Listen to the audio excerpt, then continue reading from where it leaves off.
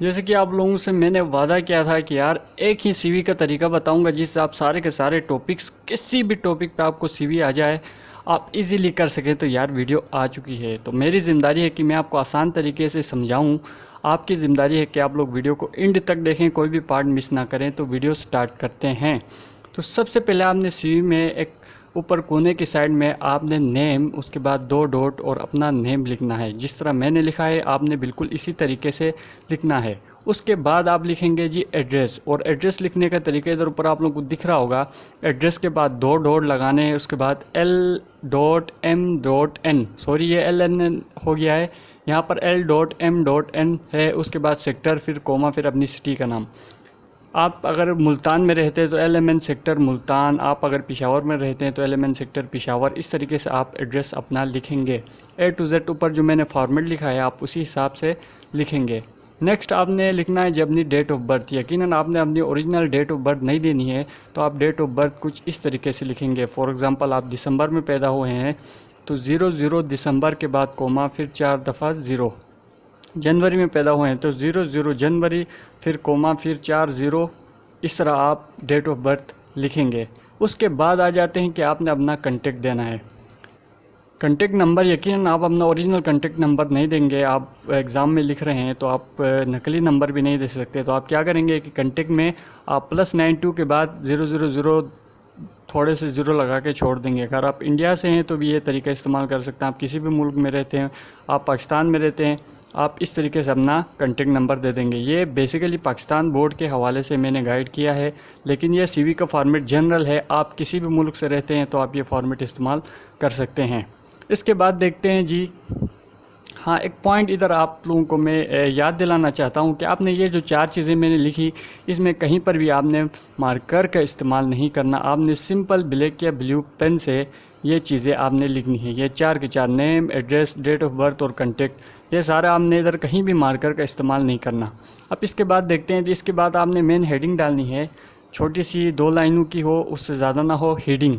और आप इधर मैंने ब्लू कलर में हेडिंग डाली है, येलो कलर में मैंने हेडिंग डाली है।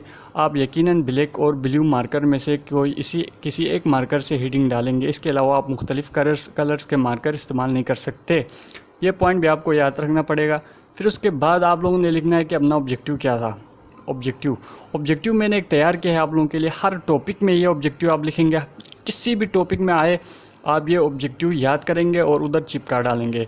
आई am seeking for a dynamic organisation, मुझे एक ऑर्गेनाइजेशन की तलाश है। To utilise my skills efficiently, जहाँ पर मैं अपनी स्किल्स यूटिलाइज़ कर सकूँ। And to become a creditable asset of it, और मैं उसका एक एसेट बन सकूँ। I will be great to work for your organisation, मुझे बहुत अच्छा लगेगा अगर मैं आपके ऑर्गेनाइजेशन, आपकी जो ऑर्गेनाइजेशन है उसके लिए काम कर सकूं। तो ये बेस्ट है। ये ऑब्जेक्टिव आप लिखेंगे तो एग्ज़ामिनर फ्लैट हो जाएगा, बिल्कुल सारे नंबर आपको दे देगा। इसके बाद नेक्स्ट टॉपिक देख लेते हैं। नेक्स्ट टॉपिक है फर्दर इंपॉर्टेंट टॉपिक है। मेन हेडिंग आपने लगानी है ब्लैक ब्लू मार्कर से क्वालिफ़िकेशन की, और क्वालिफ़िकेशन आपने कुछ इस तरीके से लिखना है। आपने अपनी जो मैक्सिमम जो क्वालिफ़िकेशन होगी वही लिखना है। पूरा बायोडाटा मैट्रिक्स से लेकर के सारा क्वालिफ़िकेशन आपने लिखने की ज़रूरत नहीं है। जस्ट आपने अपनी हाईएस्ट क्वालिफ़िकेशन, फॉर एग्ज़ाम्पल अगर आप एफएससी पास किए हुए हैं तो आप सिर्फ एफएससी का लिखेंगे, मैट्रिक का नहीं लिखेंगे। और अगर आप मैट्रिक के स्टूडेंट हो आप सिर्फ मैट्रिक का लिखेंगे, 8, 7, 6 क्लास का नहीं लिखेंगे। और इसको लिखने का तरीका ये है कि आपने इस तरह लिखना है, I have done master in dash dash dash. Dash dash का मतलब यहाँ पर यह है कि आपने अकॉर्डिंग टू नीड लिखना है। यहाँ फॉर एग्ज़ाम्पल अगर आपका टॉपिक टीचर के लिए आपने सीवी लिखना है तो टीचर में इधर आप कुछ भी लिख सकते हैं। I am master in maths लिख दें, बायो लिख दें, जो भी लिख दें। लेकिन आपको अगर अकाउंटिंग से रिलेटेड, बैंकिंग से रिलेटेड कोई भी टॉपिक आ जाता है तो उसमें आप मैथ्स लिखेंगे। अगर आपको कम्युनिकेशन से रिलेटेड, मीडिया से रिलेटेड, न्यूज़ एंकर से रिलेटेड आए तो आप इधर लिखेंगे जी मास्टर्स इन कम्युनिकेशन। और अगर आपको सॉफ्टवेयर से रिलेटेड, कोई टेक्नोलॉजी की दुनिया से रिलेटेड कोई सीवी लिखनी हो तो उसके लिए आप इधर लिखेंगे कि कंप्यूटर या ICS। तो इस तरीके से आप लिखेंगे। तो इधर मैं लिखूंगा फॉर एग्जांपल अगर मैं टीचिंग के लिए लिख रहा हूँ तो आई have done masters in English from XYZ। XYZ से मुराद यहाँ पर एग्जामिनर समझ जाएगा कि किसी यूनिवर्सिटी का नाम है। ठीक है, यकीनन आपने किसी ओरिजिनल को यूनिवर्सिटी का नाम उठा के यहाँ पर नहीं चिपकाना। तो उसके बाद आपने इसी तरीके से लिखना है कि I have done masters in English from XYZ with 89% result in 2018। सही है, आप इसी हिसाब से लिखेंगे। तो इसके बाद नेक्स्ट जो हमारी हेडिंग आ जाती है, अच्छा यार वैसे मैं एक बात सोच रहा था जनरली, ठीक है ना, कि अगर जितने भी लोग ये वीडियो देख रहे हैं अगर वो मुझे सारे के सारे अगर सब्सक्राइब कर देते हैं तो यार कितना मतलब कितना अच्छा होगा। तो यार अगर कोई वीडियो देख रहा है तो उसको कुछ इधर से कुछ फ़ायदा हासिल हो रहा है तो यार सब्सक्राइब कर दो मेरे भाई, बहुत ज़्यादा हेल्प हो जाएगी। तो नेक्स्ट हम लोग देख लेते हैं कि एक्सपीरियंस। अब नेक्स्ट रीडिंग है एक्सपीरियंस। मेरा जो इधर बोर्ड था उसमें जगह ख़त्म हो गई थी, इस वजह से मैंने नेक्स्ट बोर्ड मैंने उसमें लिख रहा हूँ। आपका यहीं एक पेज में ये CV कंप्लीट हो जाएगी। टेस्ट किया है मैंने, एक पेज में आ जाती है। तो नेक्स्ट आपने हेडिंग लगा लीजिए एक्सपीरियंस की, उसी के नीचे आपने एक्सपीरियंस की हेडिंग लगा ली। फॉर एग्ज़ाम्पल इधर आपका क्वालिफ़िकेशन था, इसी के नीचे आपने एक्सपीरियंस की हेडिंग लगा ली। अब एक्सपीरियंस में आपने क्या बताना है कि आपने अपना तजुर्बा बताना है कि जिस फील्ड से रिलेटेड आप सिविल लिख रहे हैं उसी फील्ड से रिलेटेड आपका अगर कोई तजुर्बा है वो आपने लिखना है। तो एक्सपीरियंस लिखने का तरीका ये है कि आप इस तरह लिखेंगे, I have 2 years of working experience, मुझे 2 साल का तजुर्बा है in dash dash from XYZ organisation. यहाँ डैश डैश से मुराद फिर वही बात है कि आपने अकॉर्डिंग टू नीड लिखना है। अगर आपको टीचिंग के लिए CV आ जाती है तो आपने इस डैश डैश में टीचिंग लिखना है, I have 2 years of working experience in teaching from XYZ organisation. अगर आपको इधर अकाउंटिंग से या बैंकिंग से रिलेटेड आ जाता है तो आप लिखेंगे I have 2 years of working experience in banking from XYZ organisation. अगर आपको न्यूज़ रिपोर्टिंग से रिलेटेड काम कोई CV आ जाती है तो आप लिखेंगे I have 2 years of working experience in I have 2 years of working experience as a reporter in XYZ from XYZ organisation. आप इस तरीके से लिख सकते हैं। इसमें आपने थोड़ा सा माइंड चलाना है, यकीनन आपके पास थोड़ा सा दिमाग तो मेरे ख्याल से होना चाहिए। तो नेक्स्ट टॉपिक हम लोग देख लेते हैं। नेक्स्ट टॉपिक है जी वर्किंग से मुराद ये है कि आप अभी इस वक्त फ़िलहाल में अभी हाल में क्या काम कर रहे हैं।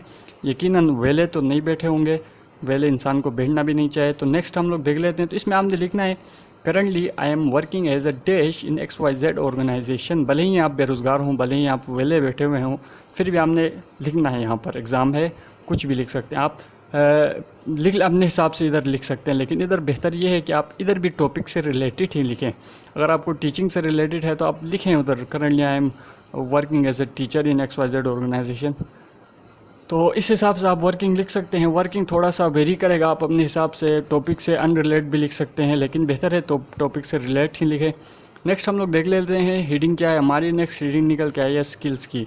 स्किल्स में मिसाल के तौर पर आपके अंदर कोई हुनर है, सलाहियत है। यकीनन हर इंसान के अंदर कुछ ना कुछ सलाहियत पाई जाती है। अगर आपके अंदर है तो आप लिखें, आपके अंदर नहीं है तो भी लिखें, कहीं ना कहीं से ढूंढ के लिखें। फॉर एग्ज़ाम्पल इधर मैंने कुछ स्किल्स लिखी हैं। मैंने स्किल्स लिखे हैं जी कंटेंट राइटिंग की, फ़ोटोशॉप एक्सपर्ट की और वीडियो एडिटर की, और माशाल्लाह से ये तीनों स्किल्स मेरे अंदर मौजूद हैं। तो आपके अंदर भी कोई स्किल्स मौजूद होंगी तो चिपका डालें, अगर नहीं है तो भी चिपका डालें। टिकटॉकर वगैरह इस तरह की स्किल्स नहीं लिखना है, आपने जनवन कुछ अच्छी सी स्किल्स लिख लेना है। फॉर एग्ज़ाम्पल कि ऐसे राइटिंग हो गया, फॉर एग्ज़ाम्पल बुक राइटिंग आपकी स्किल है, पोइट्री आपकी स्किल हो सकती है, कुछ भी हो सकता है। तो नेक्स्ट हम लोग देख लेते हैं। नेक्स्ट टॉपिक आ जाता है जी हॉबीज़ की, कि आपकी क्या आदत हैं। ठीक है, आदत, दिन भर क्या करते रहते हो। तो हमारे जवान तो फेसबुक पर लगे रहते हैं, टिकटॉक पर लगा लेते हैं, लेकिन इधर आपने क्या लिखना है, इधर आपने अच्छी चीज़ें लिखनी है। भले ही आपके अंदर ये क्वालिटीज़ मौजूद ना हो तब भी आपने चिपका डालना है। फॉर एग्ज़ाम्पल मैंने इधर लिखा है कि बुक रीडिंग, मुझे बुक रीडिंग का कोई शौक़ नहीं था फिर भी मैंने लिख लिया। आउटडोर गेम्स मुझे पसंद है, मैंने लिख लिया। पेंटिंग करना मुझे पसंद नहीं है, मैंने वैसे ही चिपका डाला। आप भी इसी हिसाब से चिपका डालेंगे।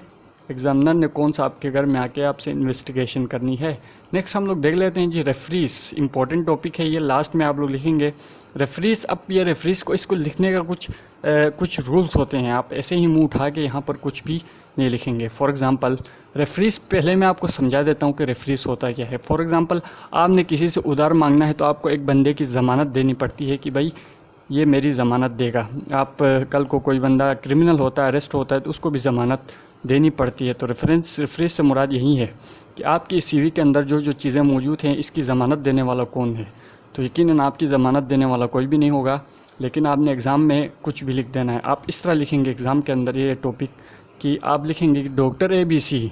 फॉर एग्ज़ाम्पल किसी डॉक्टर का नाम है, यकीनन आप ओरिजिनल नाम नहीं लिख सकते।